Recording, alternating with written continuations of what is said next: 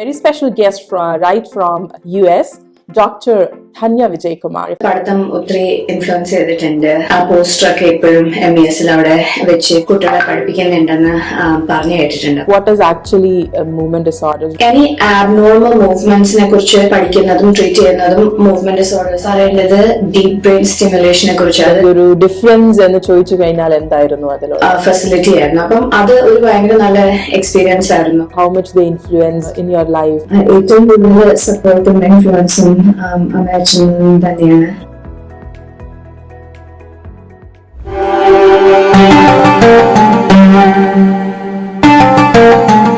നമസ്കാരം. സഫലമീ യാത്രയുടെ പുതിയൊരു എപ്പിസോഡിലേക്ക് എല്ലാവർക്കും സ്വാഗതം. നമ്മുടെ വ്യൂവേഴ്സിന് നന്നായി ഒരു കാര്യം അറിയാമെന്ന് വെച്ചാൽ നമ്മുടെ എല്ലാ എപ്പിസോഡ്സിൽ നമ്മൾ ഡിഫറെൻ്റ് ആയിട്ടുള്ള ആൾക്കാരെയാണ് ഇൻട്രൊഡ്യൂസ് ചെയ്യുന്നത്. Sometimes it's entrepreneurs, sometimes artists, sometimes doctors, sometimes teachers. So today I have a very special guest right from US, Dr. Dhanya Vijayakumar. If I talk about her, she is one of the renowned doctor. She is a movement disorder neurologist who is settled in US, and today she is with us at our show. So നിങ്ങൾക്ക് എല്ലാവർക്കും മുന്നേ ഞാൻ ഡോക്ടറിനെ ഈ പ്രോഗ്രാമിലേക്ക് സഫലമീ യാത്രയിലേക്ക് സ്വാഗതം ചെയ്യുന്നു. Hi doctor, how are you? I'm good, thank you. Thank you for having me on your show. So we'll start, we want to know a lot of things about the disease, how it's cured, what are the causes. But before that, we will start from the roots. And if I say the roots, it's our initial days of our schooling, initial day of our life. That is from where we started. How was the schooling? So I would know like more about every day schooling and our life. Okay, how much it influenced you. Sure. ആദ്യത്തെ schooling ഒക്കെ ബഹ്റൈനിലായിരുന്നു. Indian school Bahrain. അത് കഴിഞ്ഞ് ഡാഡിയുടെ job സ്വിച്ചിന്റെ ഭാഗമായിട്ട് ഖത്തറിലേക്ക് move ചെയ്യുന്ന ഒരു വർഷം നാട്ടിൽ പോയി SN സെൻട്രൽ സ്കൂൾ കായംകുളത്ത് ഒരു വർഷം പഠിച്ചു. പിന്നെ അത് കഴിഞ്ഞ് തുടർന്ന് പഠിത്തം എല്ലാം ഖത്തറിലായിരുന്നു. പിന്നെ കോളേജിനും അവിടെ ഖത്തറിൽ തന്നെ വെൽ കോർണൽ മെഡിക്കൽ കോളേജിൽ പോവുകയും അത് കഴിഞ്ഞ് തുടർന്ന് പഠിത്തത്തിന് ഇവിടെ US വരുമായിരുന്നു. അങ്ങനെയായിരുന്നു ലൈക്ക് ഡിഫറെന്റ് സ്കൂൾസ് ബഹ്റൈനിൽ സ്റ്റാർട്ട് ചെയ്തിട്ട് then India and then Qatar. How much that school has influenced like in your life? അവിടുത്തെ പഠിത്തം ഒത്തിരി ഇൻഫ്ലുവൻസ് ചെയ്തിട്ടുണ്ട്. സയൻസ് ബ്രാഞ്ച് ചൂസ് ചെയ്യാനും പിന്നെ മെഡിസിൻ പെർസ്യൂ ചെയ്യാനും ഒക്കെ. അപ്പം സ്കൂളിൽ വെച്ചിട്ട് ബ്രെയിനിനെ കുറിച്ച് പഠിക്കുമ്പം എസ്പെഷ്യലി എന്നെ സ്ട്രൈക്ക് ചെയ്തത് ലാംഗ്വേജ് ഡിസോർഡേഴ്സ്, ബ്രെയിനിന്റെ ഡിഫറെന്റ് ലോബ്സിനെ കുറിച്ച് പഠിക്കാനും എന്റെ പ്രോജക്റ്റിന് ബ്രെയിനിന്റെ ഒരു മോഡൽ ഉണ്ടാക്കിയിട്ട് ഡിഫറെന്റ് ലോബ്സിനെ ഡിസ്ക്രൈബ് ചെയ്യാൻ ഫങ്ഷൻ ഡിസ്ക്രൈബ് ചെയ്യുകയൊക്കെ ഉണ്ടായി. അപ്പം ആ പോസ്റ്ററൊക്കെ ഇപ്പോഴും MES അവിടെ വെച്ച് കുട്ടികളെ പഠിപ്പിക്കുന്നുണ്ടെന്ന് പറഞ്ഞു കേട്ടിട്ടുണ്ട്. അപ്പം അവിടെ നിന്നൊക്കെ ഇത് ആദ്യമായിട്ട് എനിക്ക് സയൻസിൽ ഇൻട്രസ്റ്റ് തുടങ്ങുന്നതിനും അത് കൂടുതൽ പഠിക്കണമെന്ന് തോന്നാനുള്ള ആഗ്രഹം വരികയും ചെയ്യുന്നത്. അപ്പൊ ശരിക്കും പറഞ്ഞാൽ സ്കൂളിലുള്ളപ്പോൾ തന്നെ നല്ലൊരു ഇൻട്രസ്റ്റ് ആയിരുന്നു ബ്രെയിനിനെ പറ്റി പഠിക്കണം, അല്ലെങ്കിൽ ആ ഒരു ഇൻട്രസ്റ്റ് അവിടുന്ന് തന്നെ മനസ്സിലുണ്ടായിരുന്നു. അങ്ങനെയാണ് you started thinking about it. അങ്ങനെയാണ് MBBS പോകുന്നതും പിന്നെ ഈ ഒരു സ്പെഷ്യലൈസേഷൻ എടുക്കുന്നതും. അപ്പം മെഡിക്കൽ സ്റ്റഡീസ് ഒക്കെ എവിടെയായിരുന്നു? How was that college experience? How you learn things? Were that difficult for you? Or ആ ഒരു 5 years ടൈം അല്ലെങ്കിൽ ഒരു 7 years ടൈം ഒക്കെ എങ്ങനെയാണ് ഉണ്ടായിരുന്നത്? മെഡിക്കൽ കോളേജ് ഖത്തർ തന്നെ ആണ് ചെയ്തത്, വെൽ കോർണൽ മെഡിക്കൽ കോളേജ്. അപ്പം ഇന്റർവ്യൂ മുതലേ ഭയങ്കര നല്ലൊരു എക്സ്പീരിയൻസ് ആയിരുന്നു. മൾട്ടിപ്പിൾ ആളുകൾ ഇന്റർവ്യൂ ചെയ്യുകയും ആ സെലക്ഷൻ പ്രോസസ് തൊട്ട് പിന്നെ അവിടെ ഒരു 6 year പ്രോഗ്രാം, 2 years ഓഫ് പ്രീ മെഡിക്കൽ പിന്നെ 4 years ഓഫ് മെഡിക്കൽ സ്കൂൾ. അപ്പം 2 years കഴിഞ്ഞൊരു എലിമിനേഷൻ ഫേസ് ഉണ്ട്. അപ്പം എല്ലാവർക്കും കിട്ടില്ല ജോയിൻ ചെയ്ത്. അപ്പം മെഡിക്കൽ സ്കൂളിന്റെ ഭാഗമായിട്ട് സബ് ഇന്റേൺഷിപ്പിന് ന്യൂയോർക്ക് പ്രസ്ബിറ്റേറിയൻ ഹോസ്പിറ്റൽ മാൻഹാട്ടനില് സബ് ഇന്റേൺഷിപ്സും പിന്നെ എലക്ടീവ്സിനും ഒക്കെ പോവുകയും അവിടുന്ന് അപ്ലൈ ചെയ്തിട്ട് റെസിഡൻസിക്ക് വെർജീനിയ കോമൺവെൽത്ത് യൂണിവേഴ്സിറ്റി റിച്ച്മണ്ടിൽ കിട്ടിയിട്ട് റെസിഡൻസിക്ക് ന്യൂറോളജി റെസിഡൻസി അവിടെ ചെയ്യാൻ പോയി. റെസിഡൻസി കഴിഞ്ഞിട്ട് ഫെലോഷിപ്പിന് ബെയ്ലർ കോളേജ് ഓഫ് മെഡിസിൻ ഹ്യൂസ്റ്റണിൽ മൂവ്മെന്റ് ഡിസോർഡേഴ്സ് ഫെലോഷിപ്പ് ട്രെയിനിങ് ചെയ്യാൻ പോയി. അത് കഴിഞ്ഞിട്ട് പിന്നെ അപ്പത്തൊട്ട് ഇവിടെയാ സൗത്ത് കാരോളൈനയിലെ ഗ്രീൻവില്ലില് ജോലിയായിട്ട് നിൽക്കുക. So we would like to know what is actually like movement disorders. നമ്മൾ അതിനെ പറ്റി ഒരുപാട് കേൾക്കുന്നുണ്ടെങ്കിലും what is actually movement disorders? What types of movement disorders are there? Sure.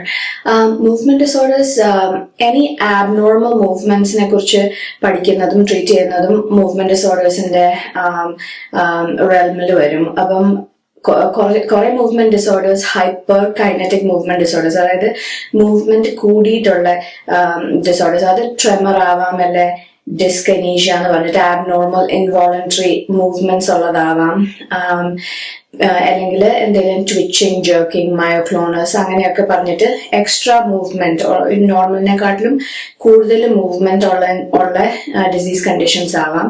അല്ലെങ്കിൽ ഹൈപ്പോ കൈനറ്റിക് മൂവ്മെന്റ് ഡിസോർഡേഴ്സ്, അതായത് മൂവ്മെന്റ് കുറഞ്ഞിട്ടുള്ള ഡിസീസ് കണ്ടീഷൻസ്. അപ്പം എല്ലാം ഇത്തിരി slow ആയിട്ട് ചെയ്യുക, എല്ലാം വളരെ എഫേർട്ട്ഫുൾ, പാർക്കിൻസണിസംസ് എല്ലാം അതിനകത്ത് വരുന്ന കണ്ടീഷൻസ്. അപ്പം അതാണ് മെയിൻ ടു കാറ്റഗറി നമ്മൾ മൂവ്മെന്റ് ഡിസോർഡേഴ്സ് കാണുന്നത്. ഇതർ an increase in movement or a paucity or decrease in movement. അത് ഡിഫറെന്റ് ഡിസീസ് കണ്ടീഷൻസ് അതിനകത്ത് വരും. അതാണ് mostly movement disorder specialist sub specialise ചെയ്ത് പഠിക്കുകയും ട്രീറ്റ് ചെയ്യുകയും ചെയ്യുന്നത്. So like we have heard that ഇപ്പം ഈ movement disorders it can't be cured like for the lifetime. അത് ജസ്റ്റ് ഒരു ടൈം ബീങ്ങിന് വേണ്ടി നമുക്കത് മെഡിക്കേഷൻസ് കൊടുത്തിട്ട് or like other surgeries ഒക്കെ കൊടുത്തിട്ട് like we can treat them, but it can't be cured. അങ്ങനെ ആണോ doctor? or like is there any other ways like we can cure them? അതെ, ഇപ്പം ടൈം ബീങ്ങിന് മോസ്റ്റ് ന്യൂറോ ഡീജനറേറ്റീവ് കണ്ടീഷൻസിന് നമുക്ക് cure ഇല്ല. പക്ഷെ quality of life improve ചെയ്യാൻ വേണ്ടിയിട്ടുള്ള ഒത്തിരി ട്രീറ്റ്മെന്റ് ഓപ്ഷൻസ് ഉണ്ട്. അത് ഡ്രഗ് ഓപ്ഷൻസ് ആണെങ്കിലും സർജിക്കൽ ഓപ്ഷൻസ് ആണെങ്കിലും ഒക്കെ ഉണ്ട്. അപ്പം ഒരു നോർമൽ ഫങ്ഷനിങ്ങിലേക്ക് കൊണ്ടുവരാനുള്ള അറ്റംപ്റ്റ്സ് ആണ് അതെല്ലാം. ബട്ട് ഫോർ ദ മെജോറിറ്റി തൽക്കാലം ഇപ്പൊ പാർക്കിൻസൺസ് ഡിസീസിനാണേലും ഹണ്ടിങ്ടൺസ് ഡിസീസിനാണേലും അങ്ങനത്തെ മെജോറിറ്റി ന്യൂറോ ഡീജനറേറ്റീവ് കണ്ടീഷൻസിന് ക്യൂർ ആയിട്ട് ഇല്ല. ഒത്തിരിയും സ്റ്റഡീസ് ഒക്കെ ഉണ്ട്, ഡിസീസ് മോഡിഫൈങ് ട്രീറ്റ്മെന്റ്സ്, അതും ഡിസീസ് സ്ലോ ഡൗൺ ചെയ്യാൻ വേണ്ടിയിട്ടുള്ള മെഡിക്കേഷൻസ് ഒക്കെ ടെസ്റ്റ് ചെയ്യുന്ന ട്രയൽസ്. അത് ക്യൂർ അല്ല goal, but slowing disease progression is the goal for those trials. So in addition to medications, are there any other clinical ways in which we can deal with this, or we can cure this diseases, movement disorders? ഒരെണ്ണം specific ആയിട്ട് പറയേണ്ടത് deep brain സ്റ്റിമുലേഷനെ കുറിച്ചാണ്.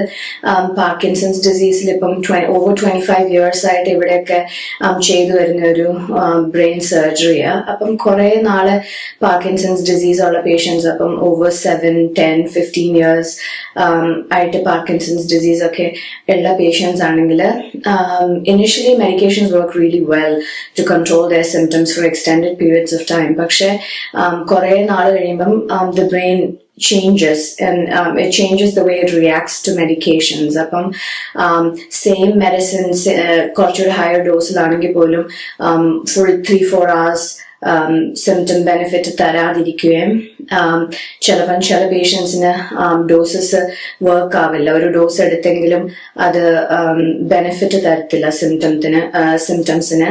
പിന്നെ ചിലർക്ക് ആ medicine work ആയാലും ചിലപ്പോൾ 1 hour അല്ലെ 2 hours മാത്രം ബെനിഫിറ്റ് തരും. അത് കഴിയുമ്പോൾ പിന്നെ സിംറ്റംസ് തിരിച്ചു വരികയും അപ്പൊ എവറി 2 hours മെഡിക്കേഷൻ എടുക്കുക, അങ്ങനത്തെയൊക്കെ ഒരു സിറ്റുവേഷനിലേക്ക് ലോങ് ടേം കുറെ നാള് ഡിസീസ് ഉണ്ടാകുമ്പം അങ്ങനെ ഒരു സിറ്റുവേഷൻ വരാനുണ്ട്. അപ്പൊ അങ്ങനത്തെ ഒരു സിറ്റുവേഷനിൽ ചെയ്യുന്ന ഒരു സർജറിയാണ് ഈ ഡീപ് ബ്രെയിൻ സ്റ്റിമുലേഷൻ സർജറി. അപ്പം 2 ഇലക്ട്രോഡ്സ് ബ്രെയിനിലേക്ക് പ്ലേസ് ചെയ്തിട്ട് അതിനെ ഒരു ബാറ്ററിയിലോട്ട് കണക്ട് ചെയ്യും. ചെസ്റ്റിൽ പേസ് മേക്കർ മാതിരി ഇരിക്കുന്ന ഒരു ഡിവൈസാ. എന്നിട്ട് അത് പ്രോഗ്രാം ചെയ്യും. അപ്പം സിംറ്റംസ് അനുസരിച്ചിട്ട് നമുക്ക് ഇതിന്റെ ഇലക്ട്രിക്കൽ സ്റ്റിമുലേഷൻ ചേഞ്ച് ചെയ്യാൻ പറ്റും. അപ്പം സിംറ്റംസ് ഫ്യൂച്ചറിൽ ഇച്ചിരി കൂടുക, വിറയൽ കൂടുക, അല്ലെങ്കിൽ സ്ലോനെസ്, സ്റ്റിഫ്നെസ് ഒക്കെ കൂടുവാണെങ്കിൽ ഈ ഡിവൈസ് അതനുസരിച്ചിട്ട് കുറച്ചുകൂടെ കൂട്ടി സ്റ്റിമുലേഷൻ സെറ്റിംഗ്സ് ചെയ്യാൻ പറ്റും ഈ സിംറ്റംസ് കൺട്രോൾ ചെയ്യാൻ വേണ്ടിയിട്ട്. അപ്പൊ അത് പാർക്കിൻസൺസ് ഡിസീസിന് മാത്രമല്ല, എസെൻഷ്യൽ ട്രെമർ എന്ന് പറഞ്ഞ വിറയലുള്ള കണ്ടീഷൻ ഉണ്ട്. അതിന് പിന്നെ ഇവിടെയൊക്കെ Tourette syndrome, dystonia, severe restless legs syndrome അങ്ങനത്തെ ഡിസീസ് കണ്ടീഷൻസിനും ഒക്കെ ഡീപ് ബ്രെയിൻ സ്റ്റിമുലേഷൻ ചെയ്യുന്നുണ്ട്. അപ്പം മെഡിക്കേഷൻ ഓപ്ഷൻസ് വർക്ക് ആവാത്തപ്പം ഓഫർ ചെയ്യുന്ന സർജിക്കൽ ഓപ്ഷനാണിത്. ഇതെല്ലാം കൊണ്ട് നമ്മൾ ബെറ്റർ ക്വാളിറ്റി ഓഫ് ലൈഫാണ് എയിം ചെയ്യുന്നത്, ഇംപ്രൂവ് ചെയ്യാന്. ഡോക്ടർ, DBS ചെയ്ത് കഴിഞ്ഞാൽ ലൈക്ക് അതിനൊരു ടൈം സ്പാൻ ഉണ്ടോ? ലൈക്ക് ഇത്രയും ഇയേഴ്സ് കഴിഞ്ഞിട്ട് again we have to reprogram it, or like അങ്ങനെ ഇത്രയും ടൈമിലേക്ക് അത് വാലിഡ് ഉള്ളൂ, അങ്ങനെ എന്തെങ്കിലും ആ DBS വരാറുണ്ടോ? യൂഷ്വലി ഇനിഷ്യലി DBS പ്ലേസ് ചെയ്ത് കഴിഞ്ഞാൽ നമ്മൾ ഓൾമോസ്റ്റ് എവറി മന്ത് പേഷ്യൻസിനെ കാണും, അത് റൈറ്റ് ഒരു സെറ്റിംഗ് ആക്കാൻ വേണ്ടിയിട്ട്. അപ്പം ഇനിഷ്യലി നമ്മുടെ ബ്രെയിൻ ഈ ഇലക്ട്രിക്കൽ സ്റ്റിമുലേഷൻ യൂസ് ടു അല്ല, അപ്പം നമുക്ക് വലിയ ഹൈ സെറ്റിംഗ്സ് ഒന്നും വെക്കാൻ പറ്റില്ല. അപ്പം ആദ്യമേ ഒരു റിലേറ്റീവ്ലി ലോ സെറ്റിംഗ് വെച്ചിട്ട് എവറി മന്ത് കണ്ടിട്ട് അത് ഇത്തിരി കൂട്ടും, സിംറ്റംസ് adequately controlled ആവുന്നത് വരെ. അത് കഴിഞ്ഞ് സഫീഷ്യന്റ് കൺട്രോൾ ആയി കഴിയുമ്പോൾ പിന്നെ എവറി 3 months അല്ലെ എവറി 4 months കണ്ട് അത് ബാറ്ററി ഒക്കെ ഓക്കെ ആണോ, ആരിലൊക്കെ മറിഞ്ഞൊക്കെ വീണിട്ടുണ്ടെങ്കിൽ ചിലപ്പോൾ ലീഡ് ഫ്രാക്ചർ ആവാം, അപ്പം കണക്ഷൻസ് എല്ലാം ഇൻടാക്ട് ആണോ എന്നൊക്കെ ഒന്ന് ചെക്ക് ചെയ്യും. പിന്നെ ഈ ബാറ്ററീസ് ഡിഫറെന്റ് ടൈപ്പിലെ ബാറ്ററീസ് ഉണ്ട്. അപ്പം മെജോറിറ്റി ബാറ്ററീസ് ഒരു അണ്ടർ 5 years ലാസ്റ്റ് ചെയ്യും. അപ്പൊ ആ സമയം കഴിയുമ്പം ബാറ്ററി റീപ്ലേസ് ചെയ്യാൻ വേണ്ടിയിട്ട് സർജറി ചെയ്യണം. വേറെ ചില പുതിയ ബാറ്ററീസ് അബൌട്ട് 10 years ലാസ്റ്റ് ചെയ്യുന്ന ബാറ്ററീസ് ഉണ്ട്. അപ്പം വെക്കുന്ന ബാറ്ററി അനുസരിച്ചിട്ട് പിന്നെയും അത് 10 years അതിന്റെ ലൈഫ് സ്പാൻ കഴിയുമ്പോൾ അത് മാറ്റാൻ വേണ്ടിയിട്ട് സർജറിക്ക് പോകണം. പിന്നെ പുതിയതായിട്ട് റീചാർജബിൾ ബാറ്ററീസ് ഉണ്ട്. അപ്പം ഓരോ ആഴ്ചയും 3 മണിക്കൂറൊക്കെ വെച്ചിട്ട് ചാർജ് ചെയ്യണം ആ ബാറ്ററി. അപ്പൊ അത് കുറച്ചുകൂടെ നാള് ലാസ്റ്റ് ചെയ്യും.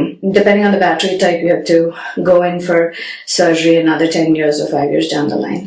ഇത് DBS അല്ലാതെ വേറെ ഓപ്ഷൻസ് ഉണ്ടോ? Like we have heard tissue transplant അല്ലെങ്കിൽ ലേഷൻ സർജറി, അങ്ങനത്തെ ഓപ്ഷൻസും ഇതിൽ വർക്ക്ഔട്ട് ചെയ്യോ, or this is the only option which is like preferred by the patients?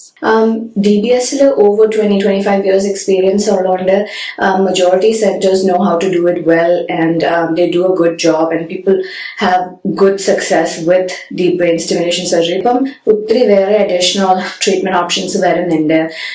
ഒരു പമ്പ് ഉണ്ട്, നമ്മൾ മെഡിസിൻ വായിക്കോട്ട് എടുക്കുന്ന മെഡിസിൻ തന്നെ അതിന്റെ വേറൊരു ജെൽ ഫോർമുലേഷനിൽ ഒരു പമ്പ് ത്രൂ ഡയറക്ട്ലി ഇൻറ്റസ്റ്റൈനിലോട്ട് ആ ജെൽ ഇൻഫ്യൂസ് ചെയ്യും. അപ്പം നമ്മൾ വായിൽ കൂടി കഴിക്കുമ്പം ചിലപ്പം മെഡിസിൻ നല്ലപോലെ അബ്സോർബ് ആവാതെ പോവുകയും, കഴിക്കുന്ന ഫുഡ് അനുസരിച്ചിട്ട് പ്രോട്ടീൻ കൂടുതലുള്ള ഫുഡാണ് കഴിക്കുന്നതെങ്കിൽ പ്രോട്ടീൻ ഇന്റർഫിയർ ചെയ്യും മെഡിസിന്റെ അബ്സോർപ്ഷനുമായിട്ട്. അപ്പം മെഡിസിൻ അത്രയും അബ്സോർബ് ആവില്ല. അപ്പൊ ആ ഡോസിന് എനഫ് സിംറ്റം കൺട്രോൾ കിട്ടാതിരിക്കുക, അങ്ങനെയൊക്കെ ഉണ്ടാവാറുണ്ട് ലേറ്റർ സ്റ്റേജസ് ഡിസീസിൽ. അപ്പം ആ ഒരു സിറ്റുവേഷനിൽ ഇങ്ങനെ ഈ പമ്പ് ഡയറക്ട്ലി ഇൻറ്റസ്റ്റൈനിലോട്ട് ഒരു സ്മോൾ ക്വാണ്ടിറ്റിയിൽ മെഡിസിൻ ഇൻഫ്യൂസ് ചെയ്യുവാണെങ്കിൽ സൈഡ് എഫക്ട്സ് കുറയുകയും പിന്നെ ഈ അബ്സോർപ്ഷന്റെ പ്രോബ്ലം ഒക്കെ ഒരു എക്സ്റ്റെൻറ്റ് വരെ നമുക്ക് അവോയ്ഡ് ചെയ്യാനൊക്കെ. അപ്പൊ അതുണ്ട്. പിന്നെ ഈ സ്റ്റെം സെൽ ട്രാൻസ്പ്ലാന്റ് ഇത് ഒത്തിരി ന്യൂ ആ, അതിനൊരു എനഫ് എക്സ്പീരിയൻസ് ഇല്ലാത്തതും ലോങ് ടേം എന്തൊക്കെ പ്രോബ്ലംസ് ഉണ്ടാവാമെന്ന് അറിയാൻ മേലാത്തതുകൊണ്ട് അത്ര പ്രിഫർ ട്രീറ്റ്മെന്റ് ഓപ്ഷൻസ് അല്ല. എല്ലാ സെന്റേഴ്സിലും അതൊന്നും ചെയ്യത്തുമില്ല. അപ്പം ഇതൊക്കെയാ കൂടുതൽ എക്സ്പെർട്ടീസ് ആളുകൾക്കുള്ള treatment options. Are there any side effects if we talk regarding DBS? Like we were talking about medication, so there are side effects. So in the case of DBS, are there any side effects? Well, yes, it's a brain surgery, so it has to be treated with that degree of respect. അപ്പം എപ്പം നമ്മൾ skin cut ചെയ്ത് അകത്ത് പോയാലും bleeding risk, infection risk ഉണ്ട്. അത് especially ബ്രെയിനിലാവുമ്പം it's a stroke. If there's bleeding in the brain and infection in the brain, it has serious consequences. So, other നല്ല experience ഉള്ള സെന്റേഴ്സിലും നല്ല സെന്റേഴ്സിലും ലെസ് ദാൻ 3% റിസ്ക് ഒക്കെ മജോറിറ്റി സെന്റേഴ്സിൽ. അപ്പം benefits outweigh the risk. But yeah, you don't offer it to everybody necessarily. It has to be in selected patients who are having significant functioning. Yeah. US-ലാവുമ്പോൾ തന്നെ എല്ലാം ഹോസ്പിറ്റൽസിൽ നല്ല ടെക്നോളജീസ് യൂസ് ചെയ്തിട്ടാണ് നമ്മൾ ഒരു treatment ചെയ്യുന്നത്. ബട്ട് ഇന്ത്യയിൽ അത്രയും ഒരു ഇംപ്ലിമെന്റേഷൻ വന്നിട്ടില്ല. So what do you think, doctor? What is the reason behind that, and how technology is helping in the hospitals or medical industry, and why we are not able to implement the same in India? അത് ആളുകൾക്ക് ടെക്നോളജിയുടെ is of use ഇവിടെ എല്ലാവരും കുറച്ചുകൂടെ use to ഈ technology, അത് ഫെമിലിയാരിറ്റിയും ഒക്കെ കൂടുതലല്ല. അപ്പൊ അത് ഹെൽപ്പ് ചെയ്യും മെഡിക്കൽ സെക്ടറിലാണെങ്കിലും. ഇപ്പം കോവിഡ് വന്നതോടുകൂടി നമ്മൾ ഒത്തിരി ടെലിമെഡിസിൻ ചെയ്യുന്നുണ്ട്. അപ്പം കമ്പ്യൂട്ടറിൽ കൂടി കണ്ടിട്ട്, പക്ഷെ ടെക്നോളജി യൂസ് ചെയ്യാൻ ഫെമിലിയർ അല്ല, കംഫർട്ടബിൾ അല്ല എങ്കിൽ അതൊരു കാര്യം. പിന്നെ എസ്റ്റാബ്ലിഷ് ചെയ്യുന്നതിന് ഒത്തിരി ഫൈനാൻഷ്യൽ ഇംപ്ലിക്കേഷൻസും ഉണ്ട് ഹോസ്പിറ്റൽസിനാണേലും അത് റിസീവിംഗ് എൻഡിലുള്ള ആളുകൾക്കാണേലും. അപ്പം അതൊക്കെ കാരണം നമ്മൾക്ക് റീസൺസ് കാരണവും അത് വൈഡ്ലി സ്പ്രെഡ് ആവാതിരിക്കാന് നാട്ടില് അതും ഒരു കാരണമായി. ഇവിടെ ആണെങ്കിലും അങ്ങനെ അധികം യൂസ് ചെയ്തിരുന്നില്ല ഈ ടെലിമെഡിസിൻ ഒക്കെ. ഇപ്പൊ കോവിഡ് വന്നോണ്ട് വേറെ ആ ഒരു സമയത്ത് വേറെ ഓപ്ഷൻസ് ഇല്ലായിരുന്നോണ്ട് അത് എക്സസീവ്ലി യൂസ് ചെയ്ത് ഇപ്പൊ എല്ലാവർക്കും ഫെമിലിയാരിറ്റിയും കംഫർട്ടും കൂടി. ആഫ്റ്റർ കോവിഡ് ആണ് കുറച്ചുകൂടെ കോമൺലി യൂസ് ചെയ്യാൻ സ്റ്റാർട്ട് ചെയ്തത്. അതെ അതെ. ഈ ദിവസങ്ങളിൽ നമ്മൾ നോക്കുമ്പോൾ ഡോക്ടർ എല്ലാ ഏജ് ഗ്രൂപ്പിലായാലും സ്ട്രെസ് ഉണ്ട്, ഹൈപ്പർ ടെൻഷൻ ഉണ്ട്, then what we say brain strokes, ഇതൊക്കെ വളരെ കോമൺ ആയിട്ട് നമ്മൾ കാണാൻ പറ്റുന്ന ഒരു കാര്യങ്ങളാണ് ഈവൻ ഇന്ത്യയിലായാലും അബ്രോഡ് ആയാലും.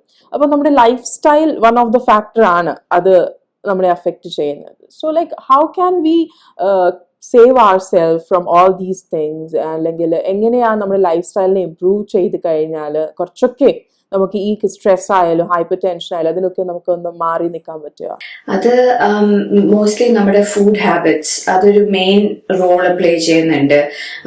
അപ്പം high calorie, high fat content ഉള്ള ഫ്രൈഡ് ട്രാൻസ് ഫാറ്റ്സ് ഒക്കെ ഉള്ള ഒത്തിരി ഫുഡ് നമ്മൾ കോമൺലി ഇപ്പം കൂടുതലായിട്ട് കൺസ്യൂം ചെയ്യുകയും അതൊക്കെ കാരണം ആളുകൾക്ക് കൊളസ്ട്രോൾ ഒക്കെ കൂടുകയും അതൊക്കെ ഒരു മെയിൻ റീസൺ ആണ്. ഇതെല്ലാം ഒരു കണക്റ്റഡ് ആണ് തന്നെ പറയാം. നമ്മുടെ life style, food habits, exercising, അതൊക്കെ നമ്മൾ ഒന്ന് എങ്ങനെ വേണം അങ്ങനെ കൊണ്ടുപോയി കഴിഞ്ഞാൽ പകുതി ഡിസീസസ് ലൈക്ക് ഹൈപ്പർ ടെൻഷൻ ആയാലും ഇപ്പം ഒബ്സ്ട്രക്റ്റീവ് സ്ലീപ്പ് എപ്നിയ ഇതൊക്കെ നമുക്ക് ക്യൂർ ചെയ്യാൻ പറ്റും എന്നുള്ളത് തന്നെയാണ്. Exercise is extremely important.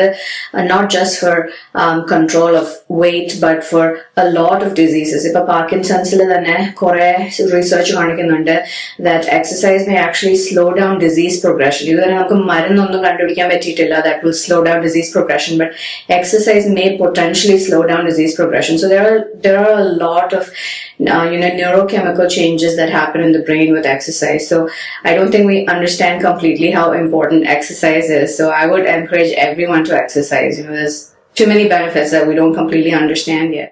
So in addition to clinicals, doctor, what other responsibilities do you have there in your hospital or there towards the society? What other things you are doing with the clinicals? ഇപ്പം കഴിഞ്ഞ 6 വർഷമായിട്ട് ഞാൻ ഇവിടെ Prisma health എന്ന് പറഞ്ഞ ഓർഗനൈസേഷനിൽ majority clinical വർക്കാണ് ചെയ്യുന്നത്. But I am also involve in some clinical research. അപ്പം ഇവിടെ നടക്കുന്ന റീസെർച്ചിന്റെ ഭാഗമായിട്ട് പബ്ലിക്കേഷൻസും അങ്ങനെയൊക്കെ ചെയ്യാറുണ്ട്. പിന്നെ University of South Carolina School of Medicine ഗ്രീൻവില്ലില് അസിസ്റ്റന്റ് പ്രൊഫസറാണ്. അപ്പം മെഡിക്കൽ സ്റ്റുഡൻസിനെയും റെസിഡൻസിനെയും ഒക്കെ പഠിപ്പിക്കുകയും ജേർണൽ ക്ലബ്സ്, ലെക്ചേഴ്സ് ഒക്കെ കൊടുക്കുകയും ചെയ്യാറുണ്ട്. ഇവിടെ ഇപ്പൊ നമുക്കൊരു പുതിയ റെസിഡൻസി പ്രോഗ്രാം തുടങ്ങിയിട്ടുണ്ട്. ഇപ്പൊ 3-4 years ആയിട്ടുള്ളു. അപ്പൊ അവരെയൊക്കെ പഠിപ്പിക്കുകയും കൂടെ ഉള്ളപ്പം ഓരോ പ്രൊസീജിയേഴ്സ് കാണിച്ചു കൊടുക്കുകയും ഒക്കെ ചെയ്യാറുണ്ട്. പിന്നെ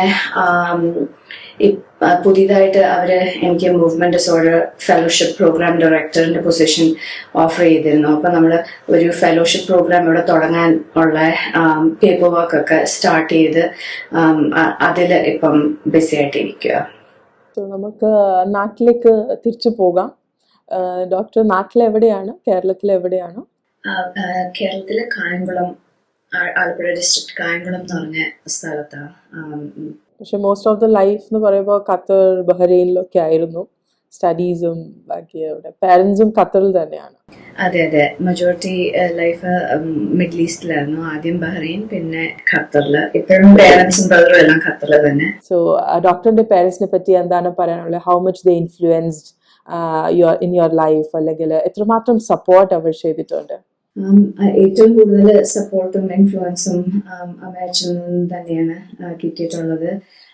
അമ്മ നളിനി ഗീതമ്മ, അമ്മ ഹോമിയോപാത്തിക് ഡോക്ടറാണ് ബൈ പ്രൊഫഷൻ. പക്ഷെ ഇപ്പം പ്രാക്ടീസ് ചെയ്യുന്നില്ല. പക്ഷെ അമ്മ ഓരോ കാര്യങ്ങൾ ഇങ്ങനെ പറയുമ്പോഴാണ് ആദ്യമായിട്ട് എനിക്ക് മെഡിസിനിൽ ഇൻട്രസ്റ്റ് തോന്നുന്നതും അത് കൂടുതൽ പഠിക്കാനുള്ള ആഗ്രഹം വരുന്നതും. പിന്നെ ഡാഡിയുടെ സപ്പോർട്ട് എപ്പോഴും എല്ലാത്തിലും നമ്മൾ ഏറ്റവും നല്ലതായിട്ട് ഇരിക്കണം എന്നുള്ള ഒരു ഇൻഫ്ലുവൻസ് എപ്പോഴും ഡാഡി ആയിരുന്നു അങ്ങനെ പറഞ്ഞ് തരാറുള്ളത്. ഡാഡി മിസ്റ്റർ ആർ വിജയകുമാർ അവിടെ ഇപ്പം ബിസിനസ് ഖത്തറിൽ റൺ ചെയ്തുകൊണ്ടിരിക്കുക. കുറച്ചു നാളുകൂടെ എന്നെ വീട്ടിൽ നിർത്തി പഠിപ്പിക്കണമെന്നുള്ള ആഗ്രഹവും, അതുകൊണ്ട് വേറെ നാട്ടിലൊന്നും പോകണ്ട, ഇവിടെ തന്നെ നമുക്ക് കോളേജ് ചെയ്യാം എന്നുള്ള കൂടുതൽ ഇൻട്രസ്റ്റ് ഡാഡിക്ക് ആയിരുന്നു. അങ്ങനെ ആദ്യമായിട്ട് കോർണലിനെ കുറിച്ച് കൂടുതൽ നോക്കാനും അവിടെ പഠിക്കാൻ പോകാനും ഒക്കെ ഇടവന്നത്. പിന്നെ അവിടുന്ന് ആ ഒരു ജേർണിയാണ് US-ലേക്കുള്ള ഒരു ട്രാൻസിഷന് ഇടവരുത്തുകയും പിന്നെ ഇവിടെ വന്ന് പഠിക്കുകയും ജോലി ചെയ്യാനും ഒക്കെ ഉള്ള ഒരു ഗേറ്റ് വേ ആയത്. അപ്പം മമ്മിയുടെയും ഡാഡിയുടെയും ഇൻഫ്ലുവൻസ് ആണ് ഏറ്റവും മോസ്റ്റ് ഞാൻ ഇവിടെ എത്തിപ്പെടാൻ റെസ്പോൺസിബിൾ ആയിട്ടുള്ളത്. ആർ വിജയകുമാർ സാറിനെ പറ്റി പറയുമ്പോൾ തന്നെ നമ്മുടെ ഈ ഷോയിൽ സാർ പാർട്ടിസിപ്പേറ്റ് ചെയ്തിട്ടുണ്ട്. It was really I should say A great interview. കാരണം അത് ടെലികാസ്റ്റ് ആയപ്പോൾ തന്നെ നല്ല വ്യൂസ് ഉണ്ടായിരുന്നു, അതേപോലെ നല്ല റെസ്പോൺസ് ഉണ്ടായിരുന്നു. People got inspired because sir ഒരു ബിസിനസ് മാൻ ആണെങ്കിൽ പോലും ആ ഒരു എന്താ പറയാ ഡൗൺ ടു എർത്ത് അല്ലെങ്കിൽ ആ ഒരു കാം നേച്ചർ, പിന്നെ ലൈക്ക് ആ ഒരു കാര്യമാണ് നമ്മുടെ വ്യൂവേഴ്സിനെ ഒരുപാട് ഇൻഫ്ലുവൻസ് ചെയ്തതും പിന്നെ ഇൻസ്പയർ ചെയ്തതും തന്നെ പറയാം. അത് ഡോക്ടറും അങ്ങനെ തന്നെയാണ്. പിന്നെ ഫാദർ ബിസിനസ് മാൻ ആയിരുന്നല്ലോ, പക്ഷേ ആ ഒരു ടൈമിൽ മദറുടെ സപ്പോർട്ടാണോ കൂടുതൽ കിട്ടിയോ? Like how he use to take care of you, ആ ഒരു ടൈം എങ്ങനെയുണ്ടായിരുന്നു? ആദ്യമേ നല്ല ബിസിയായിരുന്നു. ബിസിനസ് സെറ്റപ്പ് ചെയ്യാൻ തുടങ്ങിയ ആ ഒരു സമയത്ത് ഡാഡി നല്ല ബിസിയായിരുന്നു. അപ്പം ആ സമയത്ത് അമ്മയാണ് ഏറ്റവും കൂടുതൽ സപ്പോർട്ട് ചെയ്യുകയും എല്ലാ കാര്യങ്ങളും നോക്കുകയും പിന്നെ കോളേജിൽ പോകുമ്പോൾ പോലും ആണ് മീൻസ് അമ്മ പറയും മോള് പഠിത്തത്തിൽ ഫോക്കസ് ചെയ്യുക, അപ്പം ബാക്കി എല്ലാ കാര്യങ്ങളും അമ്മ ടേക്ക് കെയർ ചെയ്തിരുന്നു. പക്ഷെ എന്തെങ്കിലുമൊക്കെ പ്രോബ്ലം വരുമ്പോൾ അല്ലെ പ്രശ്നം വരുമ്പോൾ നേരെ ഞാൻ ഡാഡിയുടെ അടുത്താ ടിപ്പിക്കലി പോവാറുള്ളത്. അപ്പം എന്തൊക്കെ കോംപ്ലക്സ് പ്രശ്നമാണേലും അതിന് യൂഷ്വലി സൊല്യൂഷൻ കണ്ടുപിടിക്കുന്നത് ഡാഡിക്ക് പ്രോബ്ലം സോൾവിങ് ഒക്കെ ഇത്തിരി എക്സ്ട്രാ സ്കില്ലുള്ള ഏരിയ. അപ്പം ഡാഡിയുടെ സപ്പോർട്ടും നന്നായിട്ട് ഉണ്ടാവാറുണ്ട്. എന്തെങ്കിലുമൊക്കെ ഹേർഡിൽസ് അല്ലെ ബംസ് വരുമ്പം അവിടെ ഡാഡിയാ യൂഷ്വലി ഹെൽപ്പ് ചെയ്യാറ് എന്തെങ്കിലുമൊക്കെ അതിന് സൊല്യൂഷൻ ഈസിയർ ആയിട്ട് കണ്ടുപിടിക്കാനാ. അത് കഴിഞ്ഞിട്ട് പേരൻസ് കഴിഞ്ഞിട്ട് നമ്മുടെ ലൈഫിൽ വരുന്ന life partner, that is the new family life partner, kids, in-laws, അവരുടെയും ഒരു സപ്പോർട്ട് നമ്മുടെ ലൈഫിൽ ഒരുപാട് ഉണ്ടാവാറുണ്ട് after marriage. So I want to know more about your husband, your kids and your family. Yes, husband Ashish Bhanu, പുള്ളി എൻ്റെ കൂടെ നാട്ടില് ഒരുമിച്ച് ഹൈസ്കൂളിൽ 7th സ്റ്റാൻഡേർഡ് നാട്ടിൽ പഠിച്ചപ്പോൾ കൂടെ പഠിച്ചതാ. പിന്നെ അത് കഴിഞ്ഞിട്ട് നാട്ടില് TKM കോളേജ് ഓഫ് എഞ്ചിനീയറിംഗിന് സിവിൽ എഞ്ചിനീയറിംഗും പിന്നെ IIT മദ്രാസിന് ഓഷ്യൻ എഞ്ചിനീയറിംഗ് ചെയ്തിട്ട് ഇപ്പം ഇവിടെ ക്ലെംസൺ യൂണിവേഴ്സിറ്റിയിൽ PhD ചെയ്യുക ഹ്യൂമൻ ഫാക്ടേഴ്സ് എഞ്ചിനീയറിംഗിൽ. അപ്പം 2 കുഞ്ഞുങ്ങളുണ്ട്. മൂത്ത ആള് ആരാധ്യ, 7 years ഉണ്ട്. ഇളയാള് ആത്വിക, 2 years. ഇപ്പം ഒരാളൂടെ എക്സ്പെക്റ്റഡ് ആണ്. അപ്പം ഇപ്പം കൂടെ സഹായിക്കാൻ ഇൻലോസ് ഒക്കെ ഇവിടെ വന്നിട്ടുണ്ട്. Father in law mister Bhanu, പുള്ളി റിട്ടയർഡ് മിലിറ്ററി ആണ്. ഇപ്പം ഒരു ഫൈനാൻഷ്യൽ അഡ്വൈസർ ആയിട്ട് ഒരു ഏജൻസി റൺ ചെയ്യുന്നു. പിന്നെ മദർ ഇൻ ലോ ചന്ദ്രിക, പുള്ളിക്കാരി റിട്ടയർഡ് KSEB എംപ്ലോയി ആണ്. അപ്പൊ അവരെല്ലാരും ഇപ്പൊ ഇവിടെ കൂടെയുണ്ട്. So Dr. what message you would like to convey for the youngsters? I would say, there are a lot of conditions that have no cure. So, നമ്മുടെ health ആണ് നമ്മുടെ ഏറ്റവും വലിയ സമ്പാദ്യം. അപ്പൊ അതിനെ നശിപ്പിക്കുന്ന കാര്യങ്ങളൊന്നും ചെയ്യാതിരിക്കുക. Try and take care of your own health. അപ്പം നന്നായിട്ട് നല്ല ഭക്ഷണം കഴിക്കുക, റെസ്റ്റ്, ആവശ്യത്തിന് ഉറക്കം ബോഡിക്ക് കൊടുക്കുക, പിന്നെ ഡ്രഗ്സ്, ആൽക്കഹോൾ, സ്മോക്കിംഗ്, ഇങ്ങനത്തെ ടോക്സിൻസ് കാരണം നമ്മുടെ ഹെൽത്ത് നശിപ്പിക്കാതിരിക്കുക.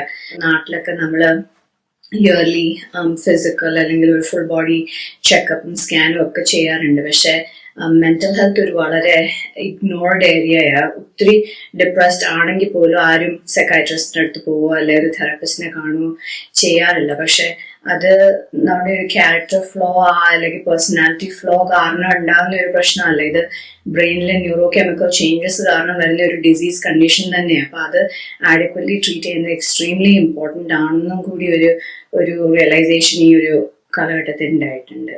അപ്പം നമുക്കുള്ള ആരോഗ്യം പ്രിസർവ് ചെയ്ത് വെക്കാനുള്ള കാര്യങ്ങൾ ചെയ്യാനുള്ളതാണ് എനിക്ക് പറയാനുള്ളത്. പിന്നെ മെഡിക്കൽ ആസ്പിറൻസിനോട് പറയാനുള്ളത്, അവര് പ്യുവർ പ്രഷർ അല്ലെങ്കിൽ സൊസൈറ്റി പ്രഷർ ബേസ് ചെയ്ത് മെഡിസിനിലേക്ക് പോയാൽ അവർക്കത് ഒരു ഭയങ്കര സ്ട്രെസ്ഫുൾ അല്ലെങ്കിൽ ഒത്തിരി ഹാർഡ് വർക്ക് വേണ്ട ഒരു ഇതായതുകൊണ്ട് ബേൺ ഔട്ട് ഒക്കെ കൂടുതൽ എക്സ്പീരിയൻസ് ചെയ്യുക. അപ്പം പാഷൻ ഉള്ളവര് ഇതിനകത്തോട്ട് പോവുക. പക്ഷെ ആ പാഷനോടുകൂടി പോവുകയാണെങ്കിൽ ഭയങ്കര ജോബ് സാറ്റിസ്ഫാക്ഷനും ഗ്രാറ്റിഫിക്കേഷനും ഒക്കെ ഉള്ള ഒരു വളരെ fulfilling career option that I would recommend to everybody.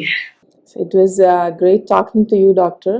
And you have given a lot of immense information about all the things like movement disorders, ILM, the cure ILM, how technology is helping in the medical field, social commitments ILM. അങ്ങനെ ഒരുപാട് information ആണ് ഇന്ന് doctor നമുക്ക് തന്നത്. And I hope നമ്മുടെ വ്യൂവേഴ്സിന് ഈ ഒരു episode ഒരുപാട് ഇഷ്ടമാകും. Because this is not just like a simple episode, it's like an informative episode. നമുക്ക് ഒരുപാട് കാര്യങ്ങൾ ഡീറ്റെയിൽ ആയിട്ട് അറിയാൻ കഴിഞ്ഞു എന്നുള്ളതാണ്. Thank you for giving your time, and we wish you all the very best and success for all your upcoming projects.